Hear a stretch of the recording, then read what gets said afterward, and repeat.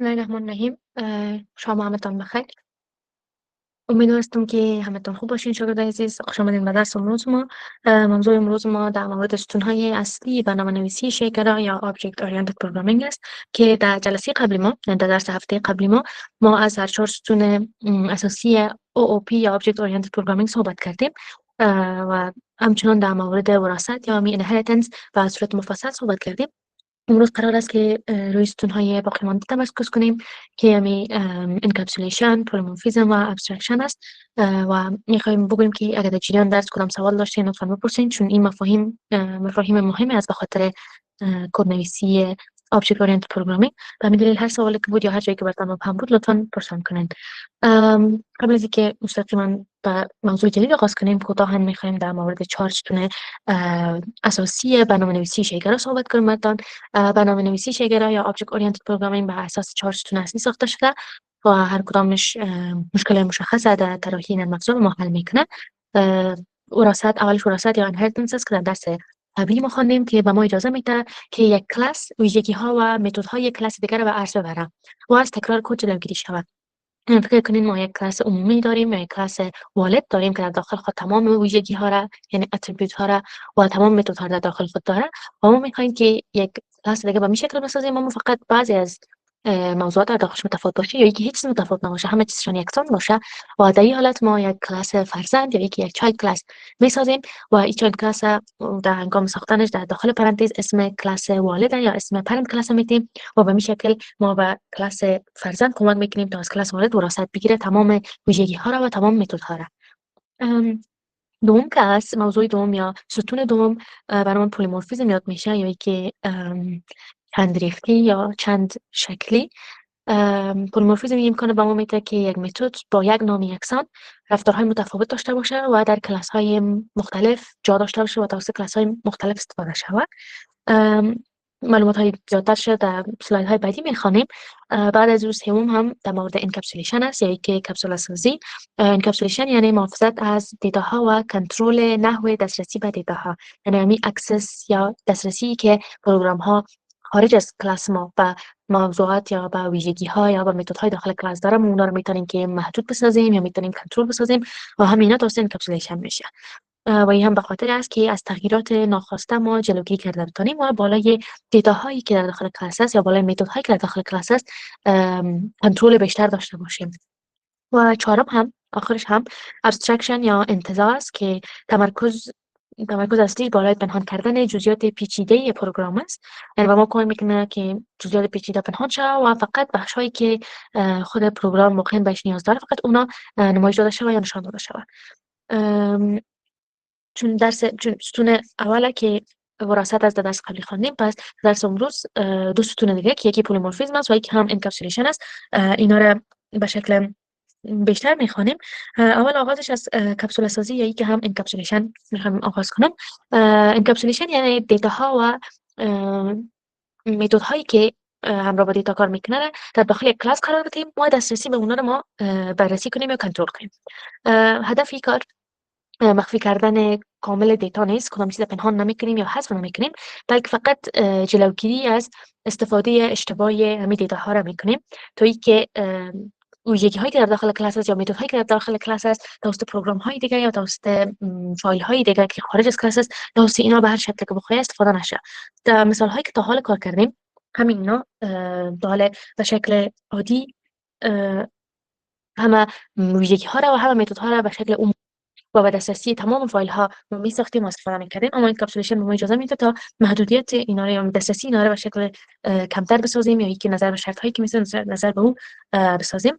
مثلا میشه که حالی که در مورد وراثت ببینیم کم بزرگ میسازم، مثالی که در درس قبلی ما کار کرده بودیم به خاطر وراثت این بود که یک کلاس یا یک صنف والد یا یک صنف عمومی جور کرده بودیم به خاطر این کلاس وسایل نقلیه بود یا یک ویکل و در داخلش یکی خوب همین متد سازنده داشت و یکی هم متد بود که درایو کردن یا دواندن همین وسیله نقلیه است و یکی هم بریک کردن یا استارت کردن همین وسیله نقلیه است. و یعنی این کلاس ما در داخل خود دو متد داره و همچنان در داخل خود دو ویژگی داره که هر کدام هر مقدار یا هر متغیری که در داخل فانکشن سازنده ما می باشه برام ویژگیات میشه. بعضی اوقات میتونه ویژگی ها در داخل کلاس باشه، در داخل متد سازنده باشه.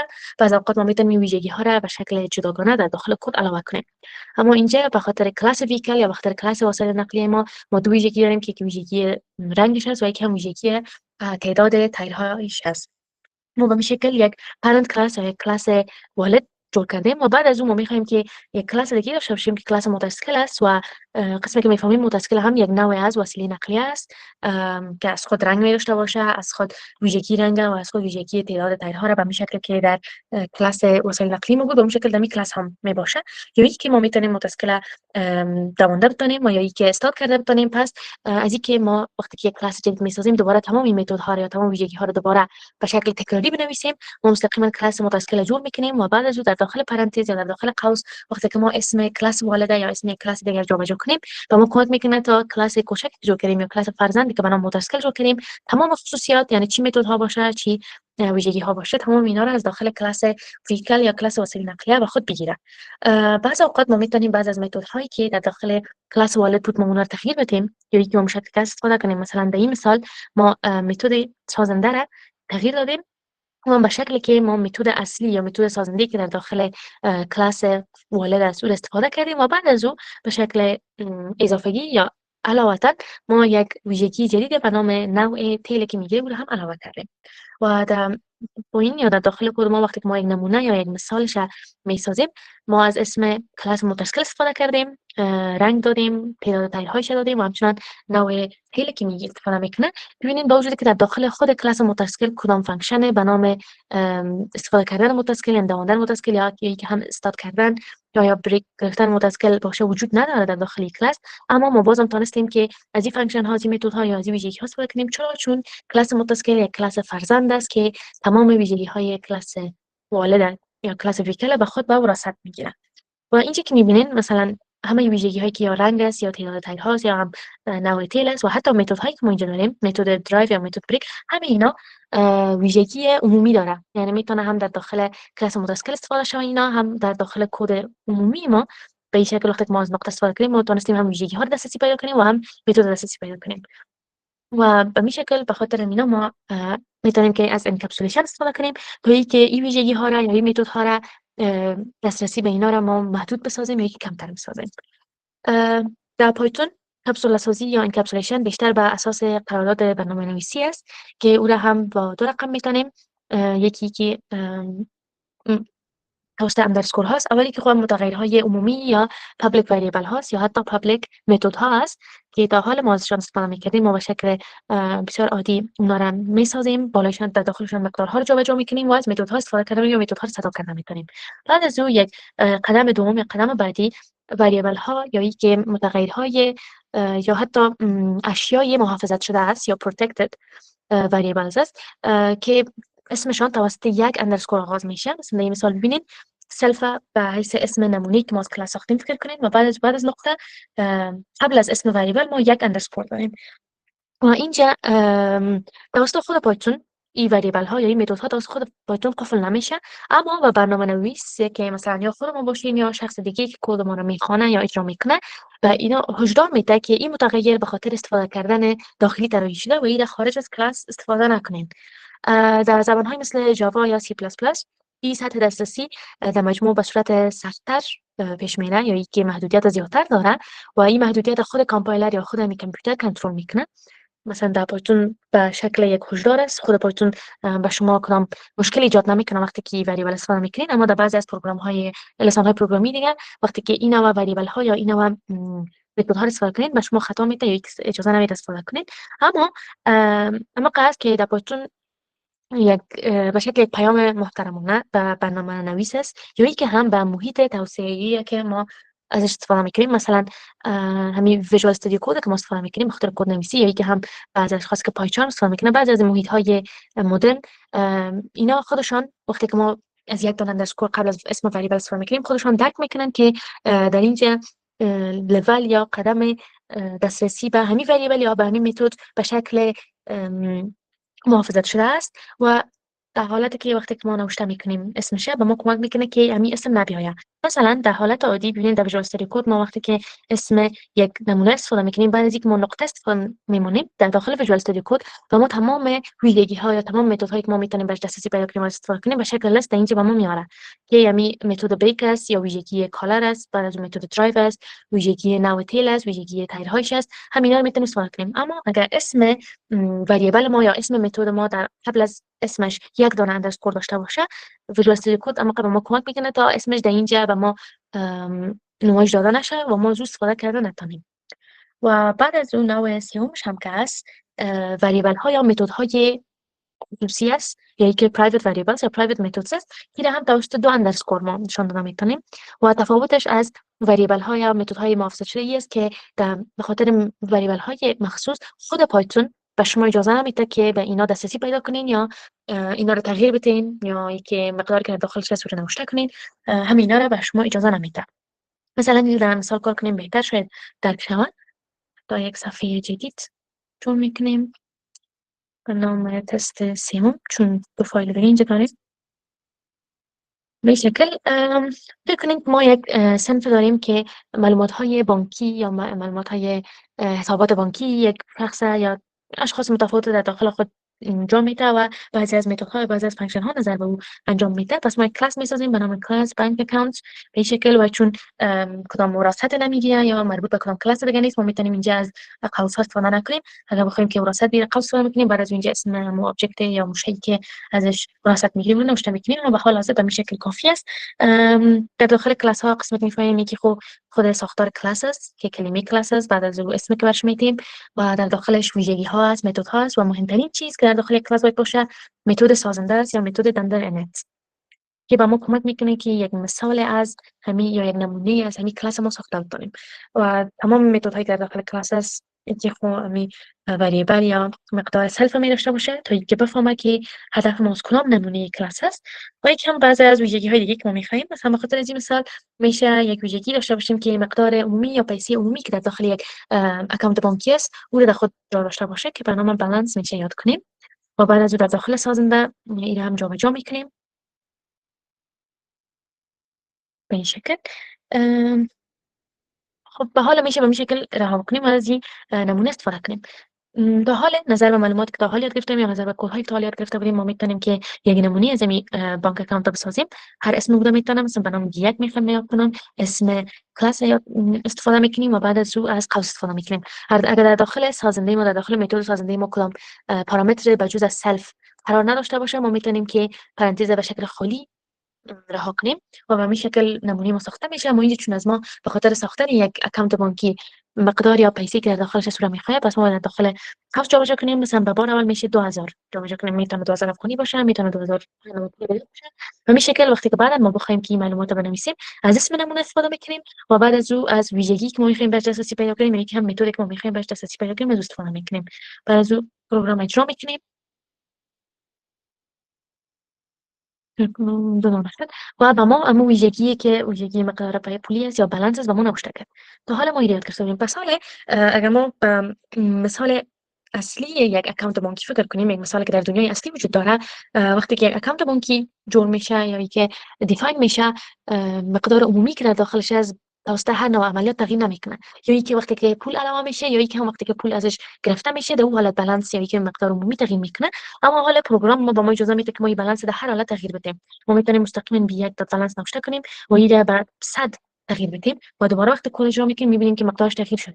و در زیادتر وقتا در زیادتر پروگرام ها یک شکل درست کدنویسی نیست چون به تمام پروگرام ها اجازه میده تا ویژگی ها یا متد هایی که در داخل یک کلاس است تغییر پیدا کنه یا اینکه چی خواسته باشه چی ناخواسته باشه. پس همین دلیل ما از اینجا میخوایم از انکپسولیشن گفتیم. در انکپسولیشن دو وجود داره، یکی که قبل از اسم ویژگی یک اندرسکور استفاده میکنیم که این به نام که این ویژگی ما را به ویژگی محافظت شده یا حفاظت شده تبدیل میکنه که اصل کدام معنای خاص نداره در پایتون چون پایتون خودش ما را مانع نمیکنه استفاده کردنش، اما عمیقا به ما کمک میکنه. مثلا اینجا ببینید یک داد که نوشته میکنیم در بعضی از محیط های کدنویسی در اینجا عمیقا کمک میکنه تا اسم بالانس و شما نبیاید. اما اگر در این حالت ما رها کنیم ما هنوزم تغییر بدیم به شکل عادی هنوزم میتونیم که ما تغییر بدیم.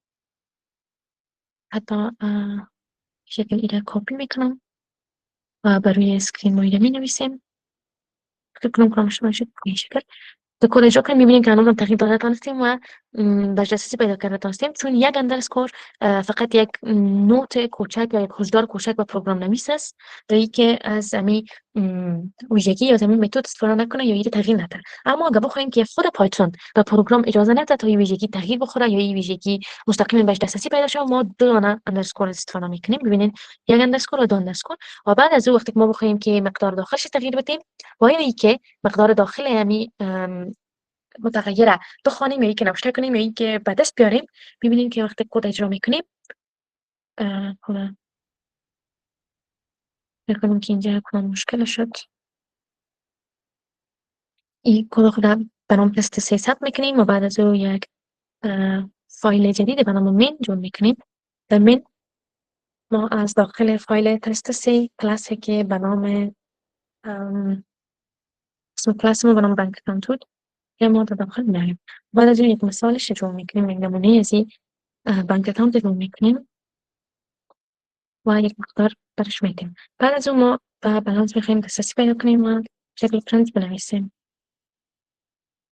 به شکل وقتی کد اجرا میکنیم میبینیم که به ما خطا میده پروگرام. چون ویژگی بالانس یا ویژگی عمومی که در داخل حساب بانکی ما هست یک ویژگی است که ویژگی مخصوص به خود کلاس است و به ما خود پایتون اجازه نمیده که توسط پروگرام های دیگه استفاده کنیم. و این تنها به خاطر گرفتن مقدار نیست، بلکه وقتی که بخوایم که مقدار تغییر هم بدیم به این شکل ما میخوایم مقدار 100 بسازیم، باید اجرا نشه. نمیفهم چون اینجا اجرا میشه. اما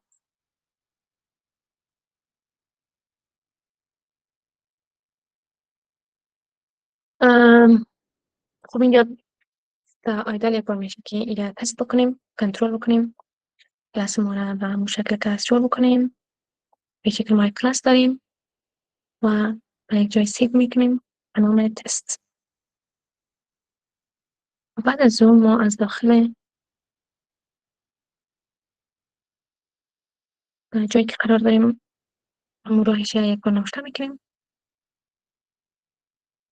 تا که آیدل بفهمه که مدول ما یا همین کلاس ما را از کجا با ما بگیره. و بعد از اون از فایلی که به نام تست است ما کلاس ما را که به نام اسم کلاس فراموش کردم دوباره به نام بانک اکانت است ما میخوایم بگیریم. ما یک نمونه از بسازیم.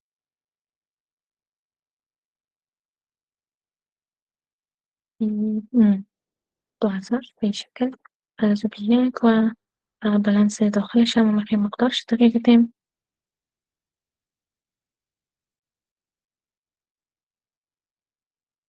نمیفهم که حالا چرا همون خطا رو به ما نمیده، چون در مجموع وقتی که ما از بانک اکانت وقتی که ما از دو اندرسکور استفاده میکنیم باید محیط که استفاده میکنیم ازش و ما یک خطا بده یا اینکه ما اجازه نده که به دسترسی پیدا کنیم. مثلا مثالی که نمیفهم که مثال اینجا گذاشتیم یا نه. مثلا در مثالی که اینجا هست به خاطری که چون دو نقطه ازش دو اندرسکور استفاده کنیم و ما پایتون اجازه نمیده که ما مقدار داخلش تغییر بدیم. میشه که یک مثال دیگه کار کنیم. مثلا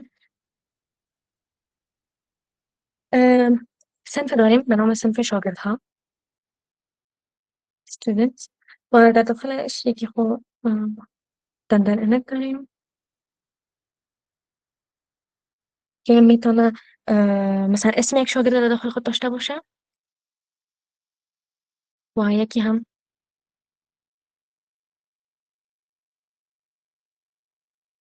هم سن یک شاگرد در داخل خود داشته باشه. اما فکر کنیم چون اسم شاگرد هر کس میتونه خوانده بتونه، پس اسم به شکل عادی یا به حیث ویژگی پابلیک یا به حیث ویژگی عمومی میتونیم استفاده کنیم. اما سن شاگردها را چون فکر کنیم یک معلوماتی است که باید امروز با همه شریک نشه تا همه پروگرام ها استفاده شون نتونه، میتونیم که به حیث یک ویژگی خصوصی بسازیم یا اینکه ازش استفاده کنیم. بعد از اون در داخل فانکشن خود در داخل مین یا داخل صفحه عمومی خود ما کلاس استودنت داخل میاریم و یک مثال جدید ازش میسازیم. مثلا اسمش میتیم احمد و سنش هم میتیم 25. به این شکل در داخل پرنت ما میشه معلوماتش بنویسیم و همچنان ایج. به این شکل کد را اجرا می‌کنیم. می‌بینیم که اسم به ما نوشته کرد، مقداری که در داخل اسم بود به ما آورد نوشته کرد، اما مقداری که در داخل وریبل یا در داخل متغیری که به نام سن بود یا ایج بود، چون به شکل خصوصی ساختیم او را به ما ناورد یا که بر روی صفحه نوشته نکرد. و به این شکل ما می‌تونیم که بعضی از فایل‌ها را یا بعضی از ویژگی‌ها را یا بعضی از متدها را ما به شکل خصوصی بسازیم تا اینکه از توسط پروگرام‌های دیگه قابل استفاده نباشه.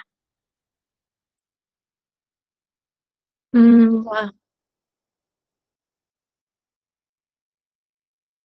خود همین کپسوله‌سازی یا انکپسولیشن به ما اجازه میده که بعضی از فایل‌ها را به شکل خصوصی نوشته کنیم و این به ما کمک میکنه که ویژگی‌ها یا متدهایی که ما به شکل خصوصی نوشته میکنیم اینا را خارج از صنف به اینا ما دسترسی پیدا کردن نتونیم. مثلا قسمی که در مثال قبلی دید اونا را ما بر روی اسکرین نوشته کردن نتونستیم یا اینکه بهشون دسترسی پیدا کردن نتونستیم. و به خاطر که ما مقدار داخل اینا و مشخصات یا اینا و متدها را به خود بگیریم، ما میتونیم یک متد جدیدی در داخل همون کلاس بسازیم به نام متد گتر.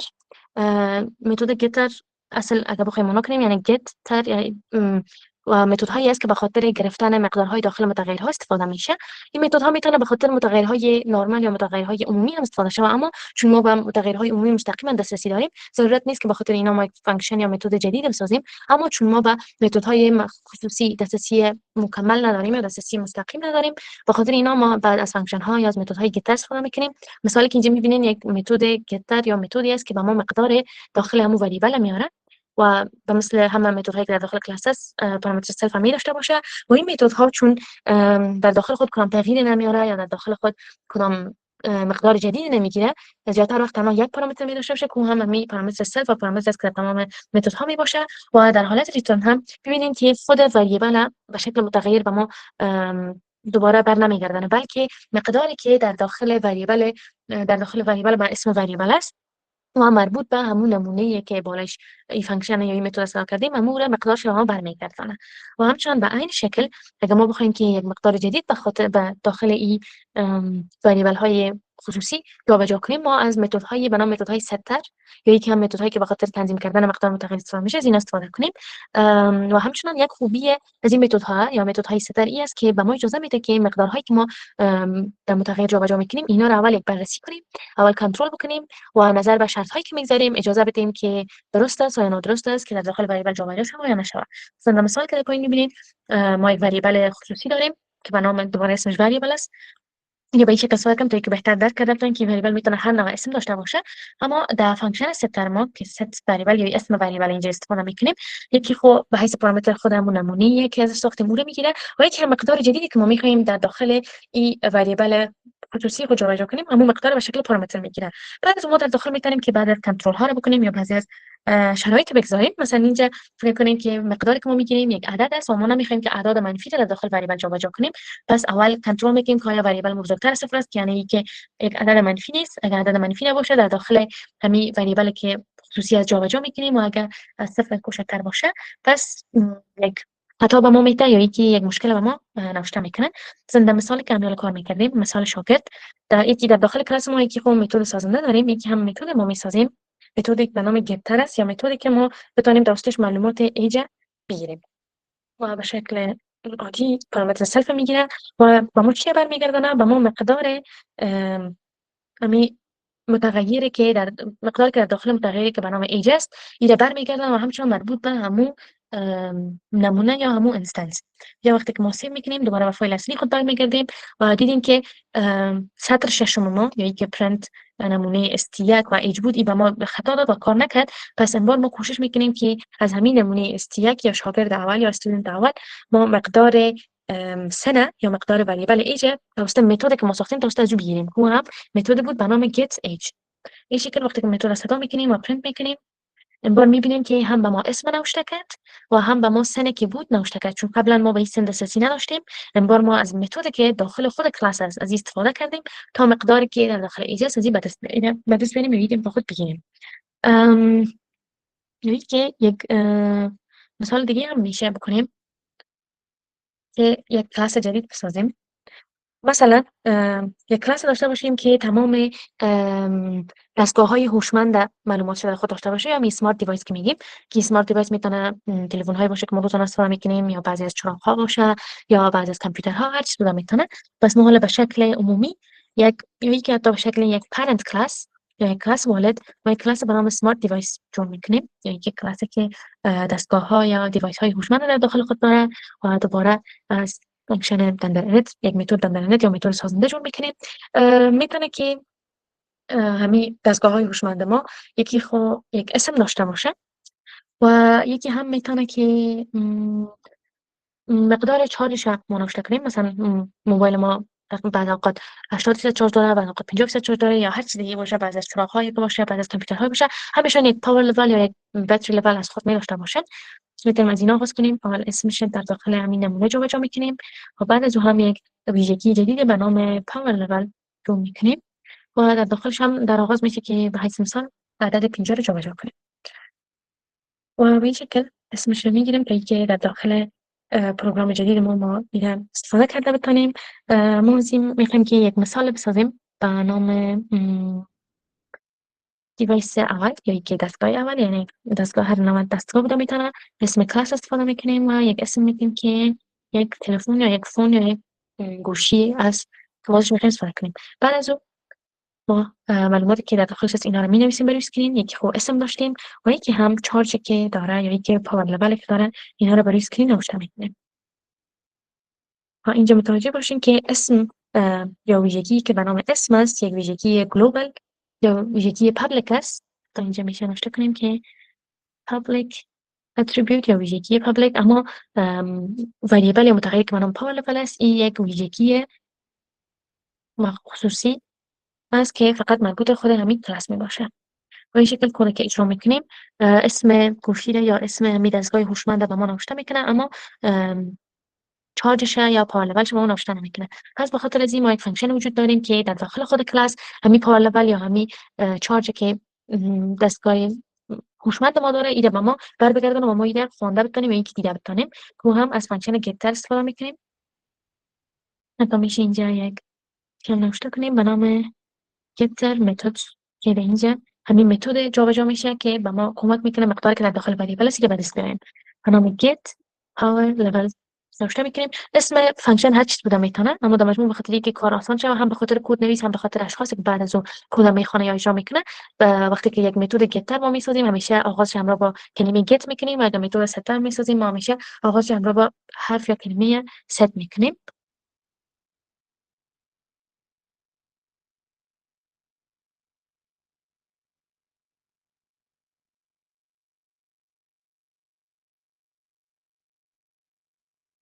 و تا این بار ما مستقیما کدام مقدار برنگشتاندیم، بلکه در داخل متد مستقیما همون مقداری که در داخل وریبل ما در داخل متغیر ما مستقیما نوشته کردیم. بعد ما در داخل مین میتونیم مستقیما بدون از اینکه پرینت نوشته کنیم با اسم دیوایس یا اسم نمونه‌ای که از کلاس ساختیم نوشته میکنیم و فانکشنی که به ما مقدار چارجش میاره رو مستقیما صدا میکنیم و به این شکل هم اسمش هم پاور لول بعد دست آورده میتونیم.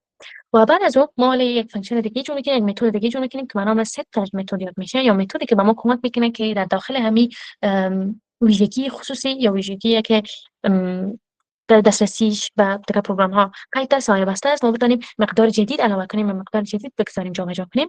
دوباره آغازش از set است و بعد از اون اسم وریبل خود جابجا میکنیم و اینجا بر علاوه بر سلف ما مقدار جدید هم میگیریم به شکل پارامتر تا بتونیم در داخل وریبل جابجا کنیم که به نام ولیو یادش میتونه، به نام پاور لول یادش میتونه، هر چیزی که بخواید. بعد از اون در همین نمونه در داخل پاور لول ما همین مقدار جدید جابجا میکنیم. اما ما اینجا گفتیم که یکی از خوبی ها یا یکی از طریقه هایی که ما متد های ستر یا متد های ست استفاده میکنیم این است که ما میتونیم یک شرط بگذاریم. مثلا فکر کنید به این شکلی که یک جهاز هوشمند یا یک دیوایس هوشمند فقط چارجش میتونه از 0 تا الی 100 باشه، 0% الی 100% باشه، چون اگر 0% باشه گل میشه، اگر 100% باشه از زیادتر چارج نمیگیره. پس میتونیم ما یک شرط بگذاریم که اگر همین مقداری که ما میخوایم جابجا کنیم این مقدار باید بزرگتر یا مساوی به 0 باشه، بزرگتر یا مساوی به 0 باشه، و یا اینکه هم کوچکتر یا مساوی به 100 باشه.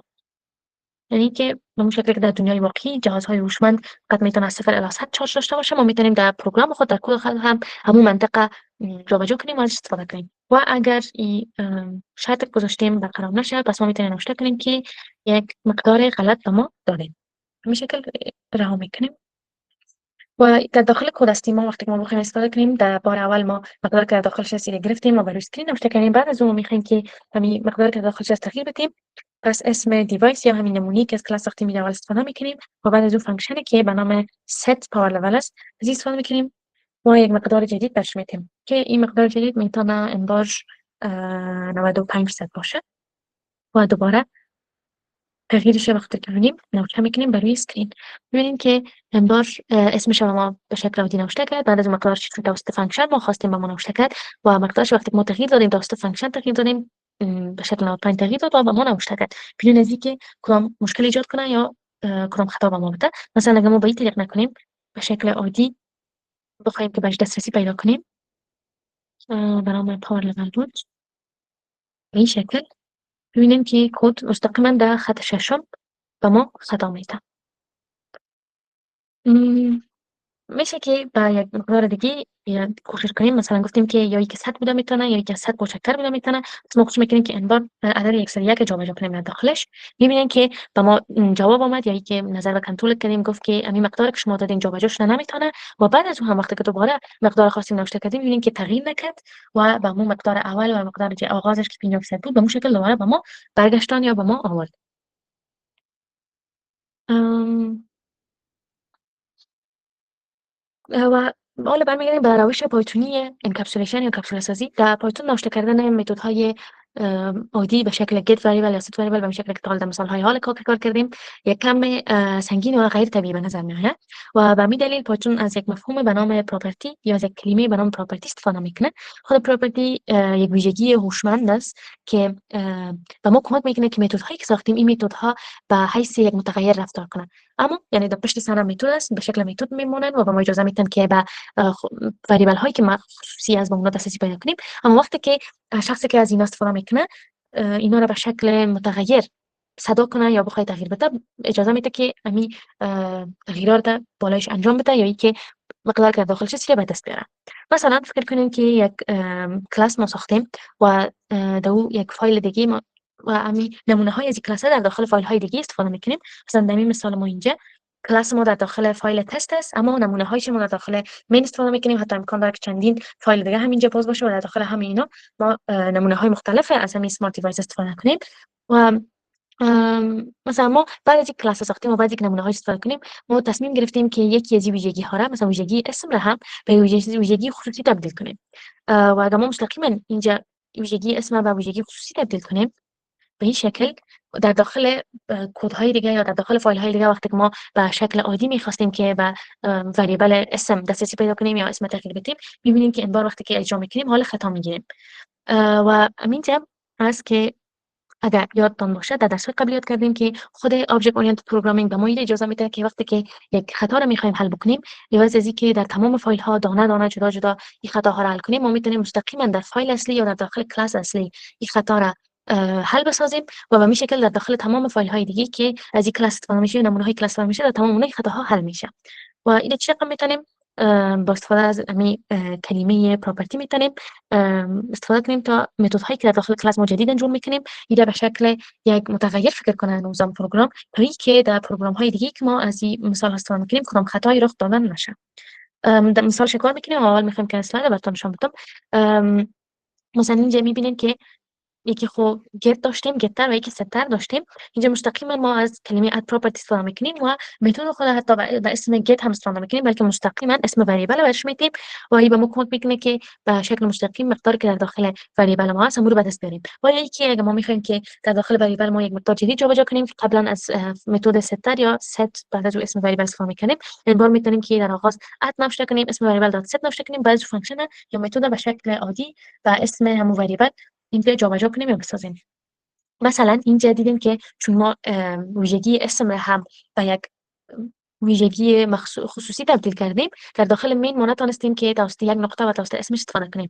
پس اینجا راه حلش چی است؟ راه حل این است که ما از یک داخل از همین ات یا از همین کلمه پراپرتی استفاده کنیم.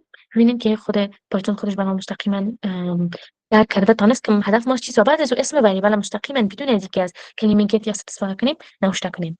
پس اینجا اسم واریبل ما اسم است، یعنی که name def name نوشته میکنیم، در داخل البته self می باشه و به شکل مقدار هم از داخل سلف همین مقداری که در داخل وریبل نیم است ایده برمیگردانیم.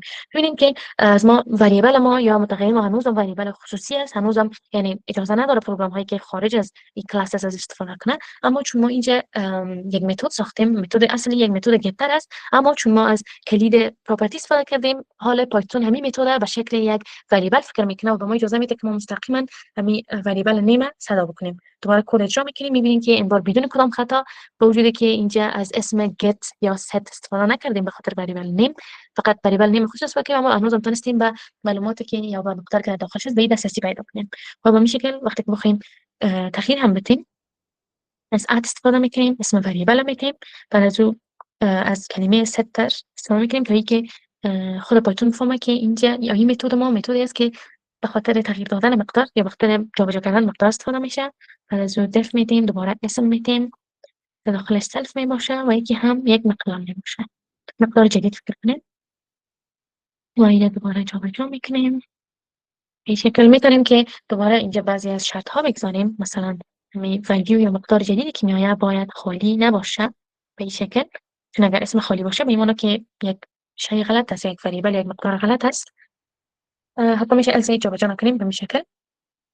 ما مقدار جدید در داخل نیم جابجا کردیم و در داخل پروگرام اصلی ما میره میشه 80 کنیم دوباره و به خاطر دیوایس اول ما اسم این بار ببینین از کدام فانکشن ست استفاده نمیکنیم، بلکه مستقیما مسئولی میدیم و یک اسم جدید نوشته میکنیم. اینجا قبلا فکر کنم فون بود، این بار میشه که تیوی نوشته کنیم، فکر کنیم یک تلویزیون هوشمند است و دوباره معلومات که در داخلش است هم بر روی اسکرین نوشته کنیم. ببینیم که هیچ از کدام قوس ها استفاده نکردیم، یعنی به حیث متد ها و حیث فانکشن ها از این استفاده نکردیم، با وجودی که هر کدام اینا که هم مقدار به ما میاره و هم مقدار به ما جابجا میکنه، هر کدام اینا یک متد است، اما ما چون از کلمه پراپرتی و از نیم ست استفاده کردیم، ضرورت نداریم که به شکل متد استفاده کنیم، بلکه عادی به شکل یک وریبل میتونیم استفاده کنیم ازش و به این شکل تمام مشکلاتی که بود ست شد. و شاید اینجا یک سوال پیش آمده باشه که ما یعنی پراپرتی مستقیما متد به ما به شکل متغیر تغییر میده، پس هدف از کپسول سازی از انکپسولیشن اینجا چی است، یا که انکپسولیشن اینجا چی فایده داره؟ میخوایم اینو براتون بفهمونم که مهمترین دلیلی که ما از انکپسولیشن استفاده میکنیم امی است که ما اعتبار یک مقدار کنترل کرده بتونیم، یا اینکه مقداری که در داخل یک وریبل جابجا میکنیم اینو کنترل کرده بتونیم و همین دسترسی به همون وریبل ما محدود بسازیم، یا اینکه کنترل کرده بتونیم. مثلا همین خود فانکشن ستر چی که همراه با پراپرتی باشه یا چی که همراه با فانکشنی که اینجا است، مثلا چی که به این شکل باشه فانکشن یا متد ستر ما، یا اینکه هم به این شکل باشه، در هر دو شکل خود همین متد به مثل یک نگهبان عمل میکنه و ما اجازه میده که دیتاهایی که اشتباه باشه اینا رو وارد وریبل نکنیم، در داخل وریبل جابجا نکنیم، و همچنین میتونیم که بعضی متغیر فقط به حالت خواندنی بیاریم که وقتی که ما ستاره حفظ کنیم و فقط گتر باشه به ما کمک میکنه که تنها مقداری که هست، مقدار که در داخل وریبل ماست به دسترسی پیدا کنیم، ایده بگیریم، اما بخوانیم، اما مقدار که در داخلش است رو تغییر دادن نتونیم. پس به همین خاطر انکپسولیشن بسیار مهم است و کار ما را بسیار آسان‌تر میسازه. و خوبی همین انکپسولیشن است که مستقیما به قطعات داخل یک کلاس ما دسترسی نمی داشته باشیم، که همین ما را به اسلاید بعدی برمیگردانه که چرا ما از انکپسولیشن استفاده میکنیم. اولی که انکپسولیشن سازی یا انکپسولیشن فایل های زیاد داره. اول و آغاز راه که مهمترین فایدهش این است که امکان بررسی و اعتبار سنجی دیتا را به ما میده قبل از اینکه ما در داخل وریبلی را ذخیره سازی کنیم یا حفظ کنیم. قسم گفتیم مثلا در مثال‌های قبلی اگر اینتجر باشه ما میتونیم کنترل کنیم که آیا اینتجر درست است، آیا یک عدد منفی است نیست، یا اگر اسم باشه ما میتونیم کنترل کنیم که اسم آیا واقعا یک اسم است یعنی یک استرینگ خالی است یا نیست. همین به ما اجازه انکپسولیشن میده. بعد از او هم انعطاف پذیریش ولیدیشنش است که امکان بررسی کردنش همین قسم گفتیم، و بعد از او انعطاف پذیریش است که میتونه که پیاده سازی کد ما را یا پیاده سازی داخلی یا ایمپلمنتیشن داخلی صنف ما را بدون از اینکه کدام تأثیری بر روی کد که در پروگرام عادی استفاده میکنیم بدون از اینکه کدام تغییر بالایی رو بیاره کمک میکنه که مشکلات که در داخل کلاس است ما اون رو حل کرده بتونیم و به این شکل در داخل تمام فایل های دیگه که ما از کلاس استفاده کردیم هم مشکلات حل شود و یکی هم همین کنترل یا اینکه دسترسی عمومی، دسترسی کامل برای نحوه دسترسی دیتا است و یکی هم تغییر دادن ای که کدام پروگرام یا کدام فایل‌های دیگه به کدام ویژگی‌ها یا به کدام متدها دسترسی داره، ما اینو می‌تونیم توسط انکپسولیشن کنترل کنیم. و قسمت قبلا هم یاد کردم انکپسولیشن تنها به خاطر ویژگی‌ها نیست، بلکه میتونه بالای متدها استفاده شود. وقتی و به اون شکل ما میتونیم قبل از اینکه اسم متد رو نوشته کنیم از دو اندرسکور استفاده کنیم و این باعث میشه که همین متدی که در داخل اسم خود اندرسکور داره خارج از کلاس در کدام فایل دیگه استفاده نشه، فقط در داخل کلاس استفاده شود. در مجموع این متدها وقتی استفاده میشه که بعضی از متدها هست که کدام لازمیت نداره که بدون از کلاس استفاده شود، یا یکی متدهایی هست که فقط خاصه به خاطر همون کلاس ساخته شده. مثلا فکر کنیم که ما یک مقدار جدید میگیریم که در داخل متد که به نام اد است و ما می‌خوایم که این را به مقدار عمومی علاوه کنیم، جمع کنیم یا تفریق کنیم یا یک ضرب کنیم، تقسیم کنیم، هر چیزی که باشه. و اما قبل از اینکه ما همین عملیات ریاضیکی انجام بدیم، ما می‌خوایم کنترل کنیم که آیا عددی که از طرف یوزر یا از طرف پروگرام به ما اومده آیا عدد درست است، و یعنی آیا ما می‌تونیم که عملیات ریاضیکی رو درش انجام بدیم. ما می‌تونیم که در داخل خود کلاس یک متد خصوصی داشته باشیم که متدی که به ما کنترل بکنه که آیا می عدد که اومده یا ولیوی که اومده آیا یک اینتیجر است یا نیست، آیا یک فلوت است یا نیست. و بعد از اون به اون شکل اگر یک اینتیجر بود و یک فلوت بود، این به این معنی است که ما میتونیم که عملیات ریاضیکی انجام بدیم و زمان شروع یا جواب درسته و ما برمیگردونه که ما بتونیم می جمع کردن یا تفریق کردن رو بالاش انجام بدیم. اصلا فکر کنید اگه اینجا کدام مقدار بیاید که در داخل خود استرینگ داشته باشه، ما را با استرینگ نمیتونیم جمع و تفریق کنیم، یک ضرب تقسیم کنیم. پس متدی که در داخل کلاس به نام والیدیت است و ما جواب فالس برمیگردونه و به این شکل کمک میکنه که متد اد تصمیم میگیره که آیا مقدار جدید جمع یا تفریق شود یا نشود. و نوت هم همی است که متدهایی که در اسم خود دو اندرسکور داره یا با دو اندرسکور آغاز میشه، اینا خارج از کلاس در جای دیگه استفاده نمیشه. خیلی کوتاهن میشه که یک مثال براتون کار کنم بعد از این متدهای ما. مثلا اینجا ما یک متد رو میسازیم به نام، به خاطر اینکه اپدیت کرده بتونیم جهازهای هوشمند داخل یکی خود در داخل خود سلف داره و چون اسمش بخاطر همشه چیز به این شکل میتونیم رها کنیم. میتونیم اولی که آغاز کنیم که از اپدیت کردن همین جهاز آغاز میشه و بعد از اون فکر کنین که بعد از هر اپدیت، مثلا اگر گوشی هوشمند باشه، بعضی از اپدیت ها خود گوشی خاموش میشه و دوباره شروع میکنه تا اینکه پروگرام جدید در خود نصب کنه یا اینکه کامپیوتر استفاده کنین. بعضی اوقات وقتی که بعد از ورژن های جدید اینستال میکنین میبینین که کامپیوتر بسیار برای یک وقت کوتاه خاموش میشه و دوباره آغاز میشه. ما میتونیم میره به شکل یک متد دیگه در داخل کلاس جابجا کنیم و هم به اسم def reboot که یعنی و ما پروگرام رو خاموش میکنه و دوباره روشن میکنه و حتی میشه که نوشته کنیم که به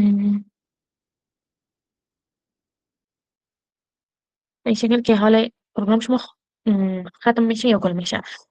ما اینجا میخوایم که یعنی متد ریبوت یا متدی که به ما پروگرام ختم میکنه و دوباره آغاز میکنه خارج از کلاس استفاده نشه، چون فکر میکنیم که همین متد در خارج از این کلاس کدام استفاده دیگه نداره و این متد خاصتا به خاطر همین کلاس ساخته شده و همین دلیل این کلاس با یک کلاس خصوصی تبدیل میکنیم و بعد از اون میبینیم که در داخل فانکشن در داخل متد اپدیت به این شکل نوشته کنیم. بعد از اینکه نوشته کنیم ما میتونیم توسط self دات ریبوت به این شکل همین فانکشن رو صدا بکنیم یا همین متد استفاده بکنیم. اما در داخل مین مثلا به خاطر دیوایس اول خود ما میتونیم که فانکشن اپدیت رو صدا بکنیم. ببینید متد اپدیت هم مستقیما بر ما میاره، ما میتونیم صدا کنیم. به این شکل رها میکنم و بعد از اون هم کوشش میکنیم که متدی که ریبوت بود به نام که پروگرام با ما ختم میکنه و دوباره آغاز میکنه، این رو میخوایم که اجرا کنیم و وقتی که کد اجرا میکنیم میبینیم که همه کدهایی که قبل از این بدون کدام خطا اجرا میشه و ما اسم روشن میکنه، چارج اسم تغییر دادیم و حتی اپدیت هم میکنه. و این مسیجی که ما اینجا میبینیم این مسیجی است که در داخل متد اپدیت وجود داشت. توسط متد اپدیت ما متد ریبوت صدا کردیم و این مسیج نوشته شد. اما بعدا وقتی که دوباره پروگرام اصلی برگشت و کوشش کرد که متد ریبوت در داخل پروگرام اصلی صدا بکنه، می‌بینیم که خطا گرفت. چرا؟ چون امی متد خصوصی ما خارج از کلاس در هیچ جای دیگه قابل استفاده نیست، یعنی که استفاده شده نمیتونه. فکر کنم درس امروزی ما به این شکل ختم میرسه. در درس بعدی انشالله در مورد پولومورفیزم و ابسترکشن انشالله درس میخونیم و یاد میگیریم. اگر کدام سوالی داشته باشین در مورد درس امروزی خوشحال میشم که براتون جواب بدم. اگر کدام مشکل باشه یا جایی براتون مبهم مونده باشه، خب پس اگه سوال نباشه به این شکل درس امروز ختم میرسانیم. امیدوارم که شب خوش و وقت خوش داشته باشین.